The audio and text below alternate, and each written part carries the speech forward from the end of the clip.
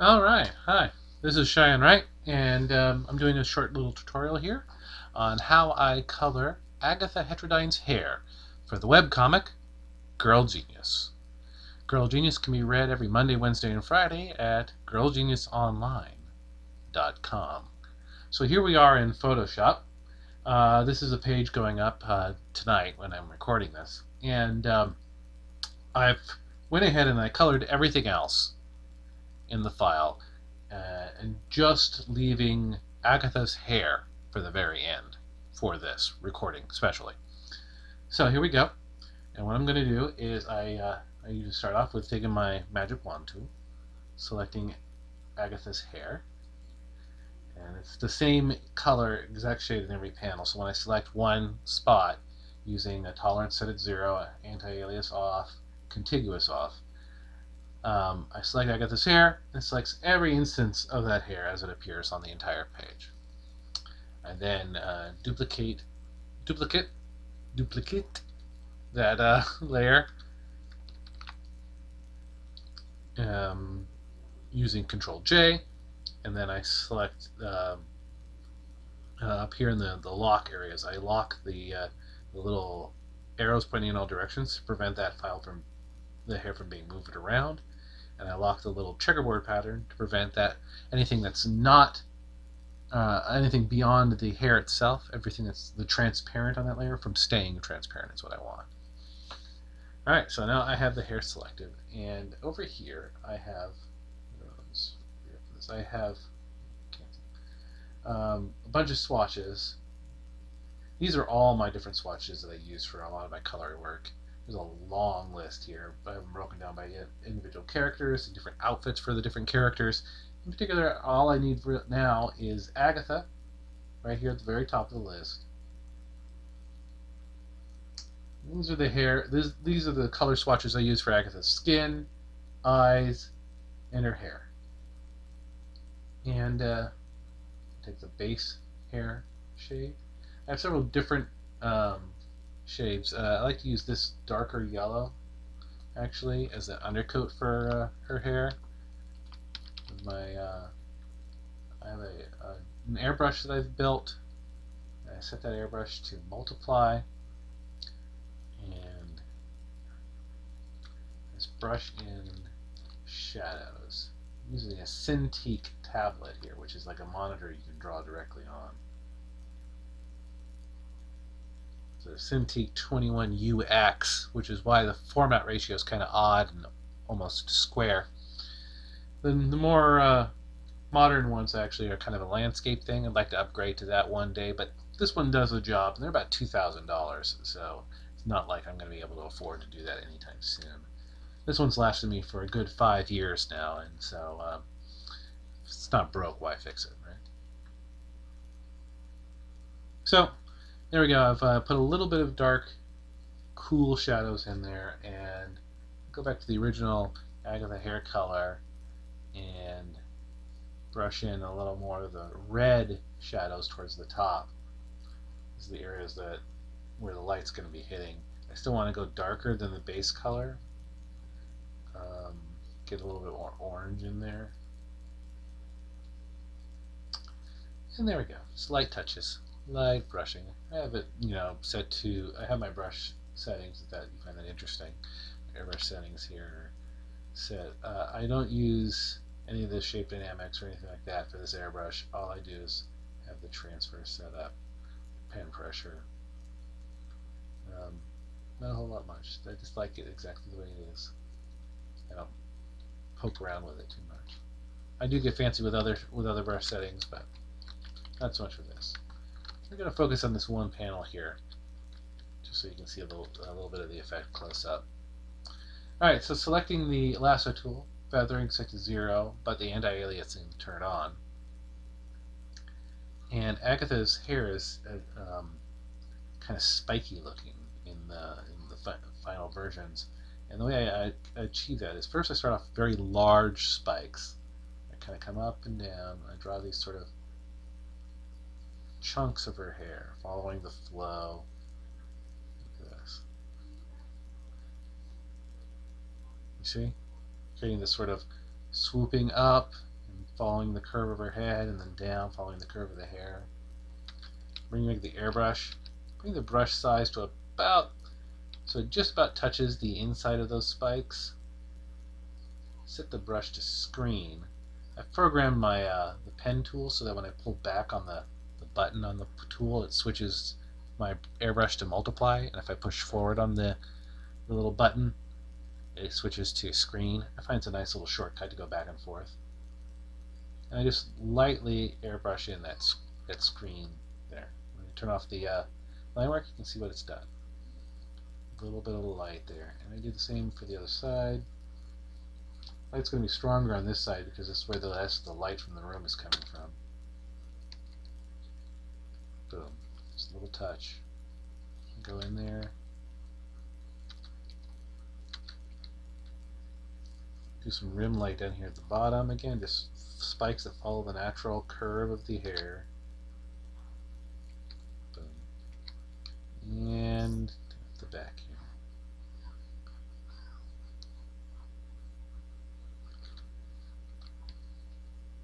There we go. That's just the base shape pass. I'm going to come back and add highlights and everything like that. But first I'm going to go quickly through, working at my more normal speed. And touch up the other hair. Just do these large, sort of chunky shapes.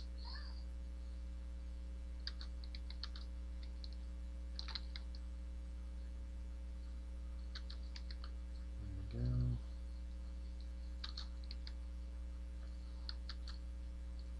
One of the things I like about Photoshop CS5 or 6 that I'm using, I can't remember, is the way it zooms out and back in when you hold down the H key.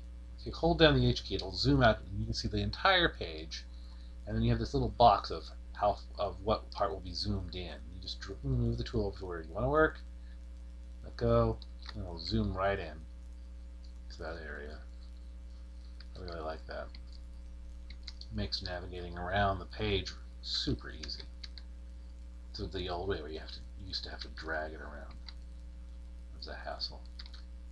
Oops.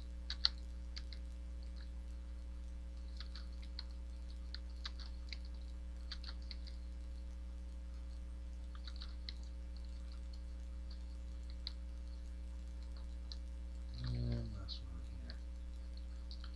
All right.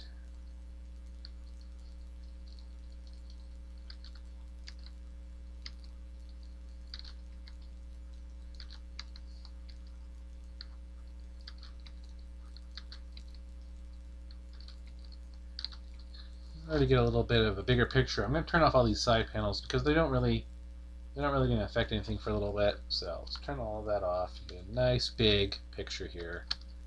Lots of image to drop in. We'll go back up to the very top.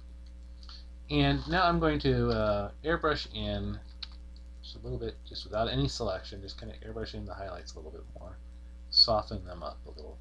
And I'm going to draw a tighter spikes. Here the spikes are thinner and they're closer together,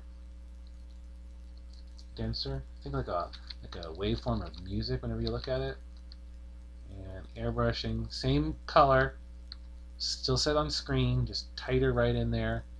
Boom, you can create that nice little spike. And I'm just looking at where the lights are over here. And I'm just picturing where the lights are going to hit and hit the hair, and where it's going to be the brightest. Eventually I'm going to come back in here with a white and do the very high bits of the strands. And we use a sort of a stylized thing here for the hair. We don't draw. I don't like drawing in every individual strand. We just kind of want to go with something that kind of like gives you the right sort of feel, the impression of hair, the flow, and the direction. Agatha has pretty hair. It's important that we capture that pretty girl hair.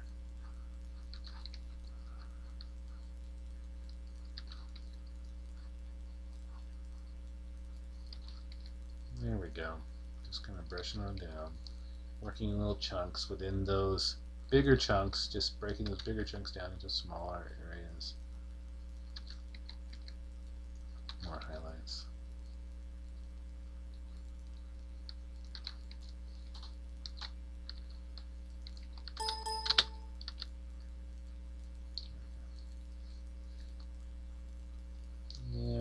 go back around real quick, and I'll do the same thing here. We're going to speed up. Working a little slower there for you guys.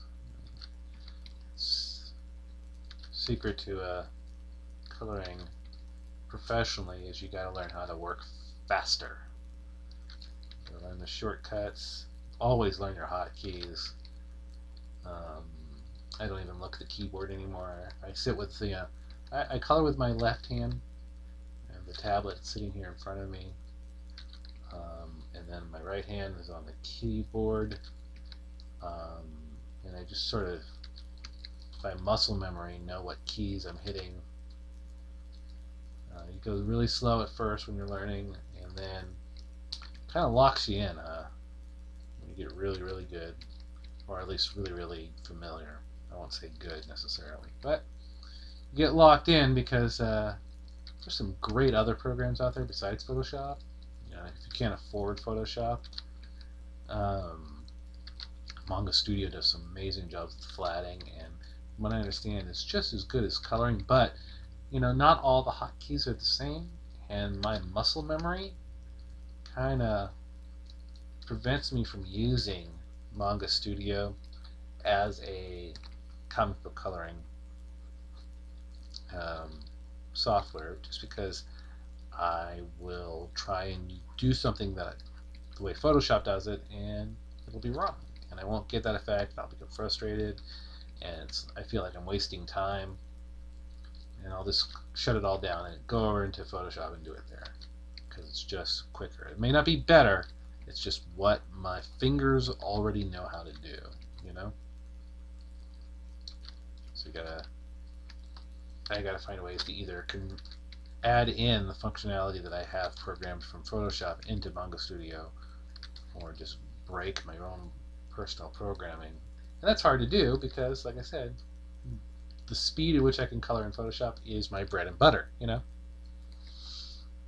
Alright, so here, that's a good second pass. Everything looks nice. It looks very shiny, very golden and pretty.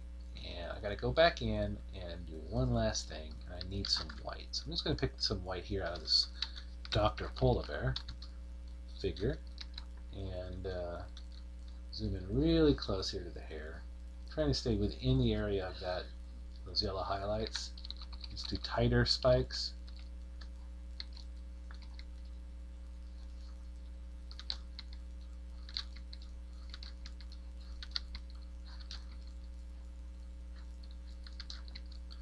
There we go. Tighter spikes. Just adding in a few key highlights to really make that hair look shiny. Lots of it's just loaded down with Pantene.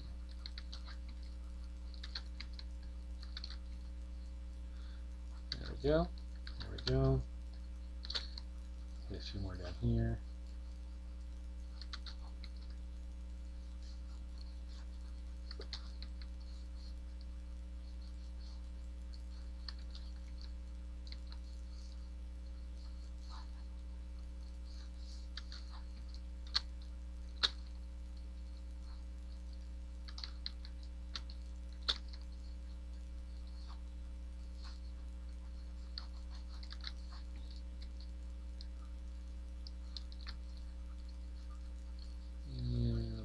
Back here.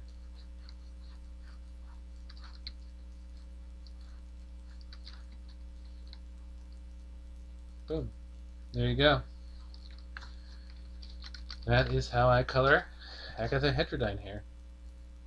I've been Cheyenne Wright, and this is part 1 in my Agatha Heterodyne Girl Genius color system.